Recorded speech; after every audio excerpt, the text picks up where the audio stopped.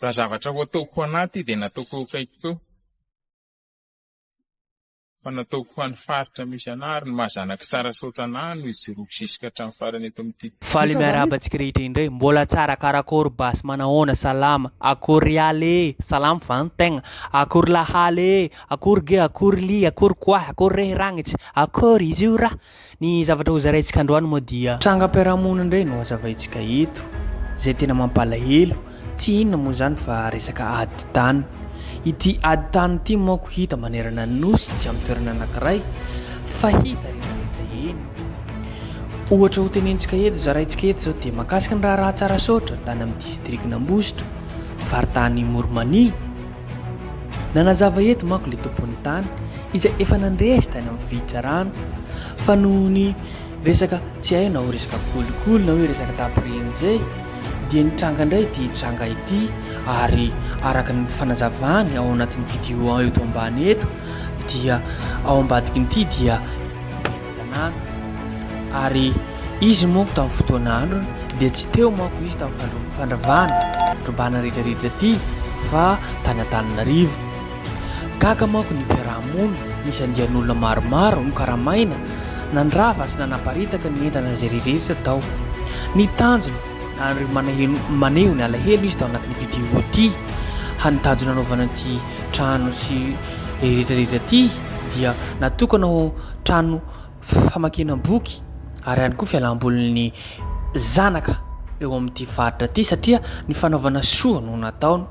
Mampalahelo manko fa nihokevitra anatin'ny vidéo ataony ity fa tena olona marina izy matoa nahazo ataontsika hoe ny marina sy ny rara sy ny hitsy tany amin'ny fitsarana nefa tampotampoka teo dia ny zareo tosotasota amin'ny emera tenentsika teo zay na ho isy olo-kafa tompony indray nefa ina moa no azo atao tsy afaka ny fanarahana ve ty zavatra ty na hoe nampandremy aloha izy manko tsy teo tamin'ny fotoana io fa tena mitranga mampalahelo ka hita ny fiarahamonina saika niady ireo olona tao anatin'ny fiarahamonina andian'olona reo.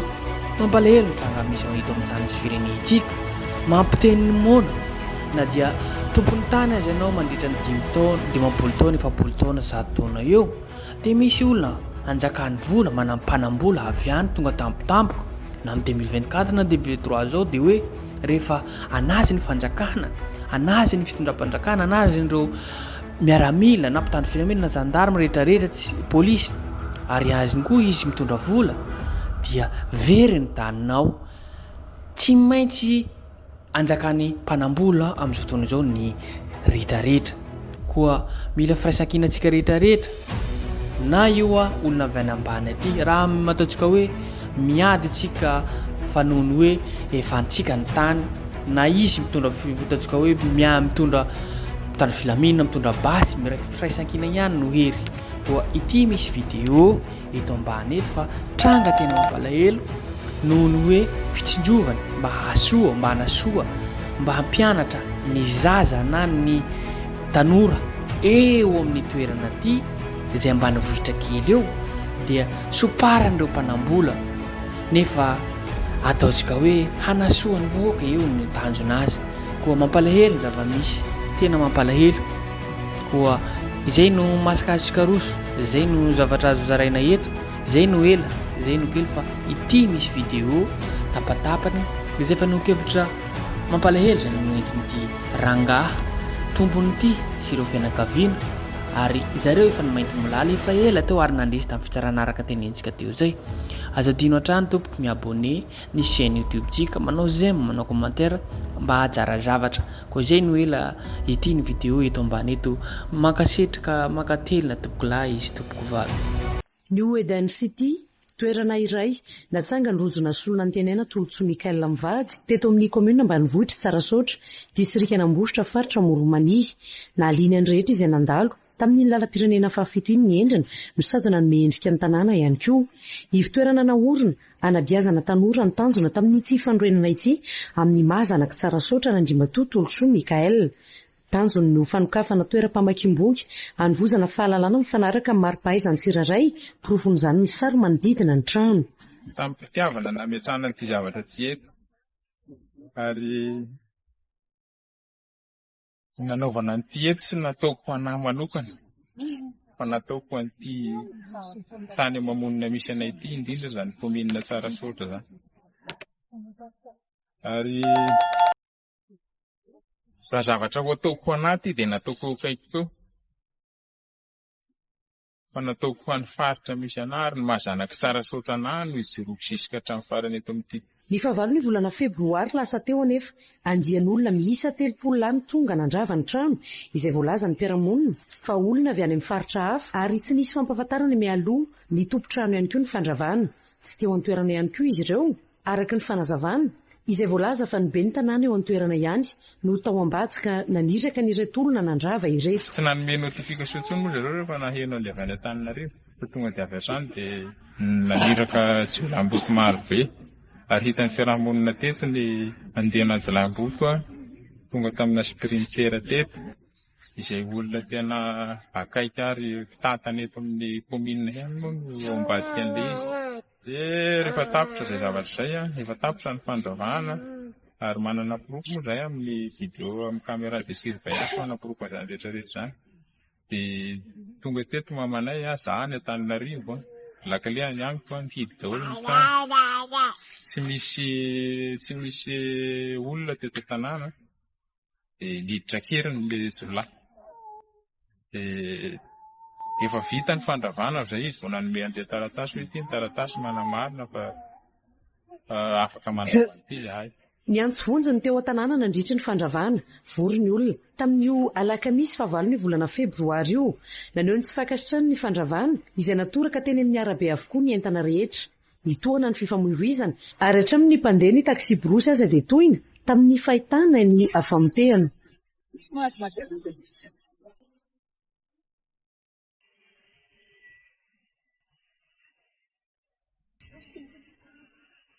Ny tompona andraikitra nanome reto amin'ny kominina misy anay dia tsy tonga teto nanatrika an'ilay fandravana. Faharoa manarak'izay président fokontany koa tsy tonga teto, tsy fantatra moa izay antony. Dia eo izany mampanontany tena hoe ny tompona andraikitra tokony handamina an'ilay vahoaka ve mihalangalana dia ny vahoaka lasa niady teto hatramin'ny voyanzera moa tapaka lalana hatramin'ny voyanzera dia nandroaka an'ilay jiolahy hanala an'ilay olona ilay mpamoty. Dia zao zavatra hitantsika mafy foana zavatra sisa tavela eto. Fanontaniana napetraky ny maro tamin'ny tsiraraha ity hoe ahoana no nanorina trano nefa fa nisy ny didim-pitsarana ny voaka hoy ny fanazavana avy amin'ny ankilany. Diso tanteraka izany araka ny fanazavana teto. Trano efa nitsangana no nanomboka ny azy ary nandresy teny amin'ny fitsarana mba raha tonga voalohany ny tompony ity trano ity. Tena fanontaniana misy tsiany maro moa dia hoe marina ve fa tany am-boalohany dia nisy ny tsisa teto.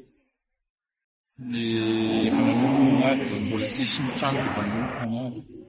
Izay angamba dia lafo tanteraka satria noho ny fahitana zareo ilay trano nitsangana teto no nanomboka teo ny ady. Ary adresy moa izay tao amin'ny premier résistance tao Ambositra. Dia apakatra boly d'appel zareo amin'izany ny trano efa vita tafo vita rehetrarehetra. Dia tsy afaka ny teny zavatra lava be ohatr'izay angamba za fa ny ady mbola mitohy any amin'ny fitsarana ary matoky feno, matoky tanteraka ny fitsarana izahay. Manampy izany ihany koa nandonaka ny tany aman-taona maro ny ray aman-dreny be ny tompony ity trano ity araka ny fanazavana ny ray aman-dreny. Misy izany dia tsoroka amin'ny ankapobeny hoe ny tany ry amin'ny olona ao aoriana izany vita kadastre amin'ny dadabenay efa 10 taona. Dia ity plasy ety efa ny maitisa ny dadabenay molaly efa 10 taona ihany koa izay. Dia tsy haiko hoe ireo olona kilany manao izao zavatra izao olona mpiady izy mety olona mpiasa mpanjakana moa ny vady. Tao anatin'ny tsiraraha ity dia ny baribary ny fitanilana amin'ny natao ny mpitantana ny tanàna na ny fifandonana nisy teo amin'ireo vahoaka sy ny mpandrava azy dia tsy mba nisy fanelanelana nakory. Mampalahelo koa ny mpandrava misy isan-kilany satria lehibe na eto ary ny olon-kendry ny safidinay fitantana n'ity tanànanay ity dia somary azo lazaina hoe mitanila ihany satria inona ny antony avy hatrany izy de nitanila amin'ny ankilany satria tsy mba nisy akory zay fandanjalanjana hoe iza ny diso, iza ny marina ao anatin'izy amin'ny maha hoe ray aman-dreny be mitatana nametrahany vahoaka ny fitantanana ny komina zany. Fantatra vahoaka nefa fa olo-kendry izy mahay an'izany atao hoe mandrindra zany fiarahamonina aty amin'ny toerana zay fehezany zany. De tsy nisy nefa moa zay fijoroana zay. Efa antso amina radio vo zay vo tonga teto ny mera andamina an'ilay izy. Ivitoerana natao fitezana tanora, famakiam-boky sy ny sisa no kasaina natao teto, potika indray mpimaso nefa niezaka natao mantaona maro. Ny gamba zany sisa azo lazaina hoe reto sisa zay. Tena positiko satria tsy napozina hoe tonga amin'izao ny zavatra satria na ny ananany eritreritry hoe fanta hoe mandeha fiarahamonina ka efa misy arakarak'izay ny eritreretina.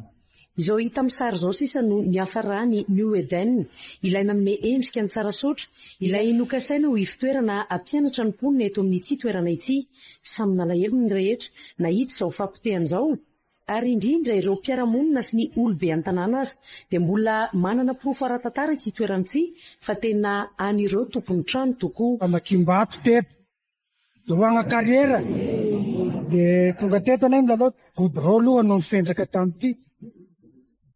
Dia misy indray reto mpanao trano reto zanaky ny olona teto hatramin'izay izy, ary mahalala manao an'io trano io dia manana an'iny tany iny izy. Dia fahafantarany an'io zany dia toerana nipetraka teo hatramin'izay izy, ary le fandrosoana indray ilaina. Dia reto tsy lavitra fa reto manodidina reto na lehiben'ny reto ankizy reto ary taniny ny avaratry, dia fa hanao asam-pivelomana, hanatsara toerana zany izy, fa tsy fantatra ny zava-misy moa.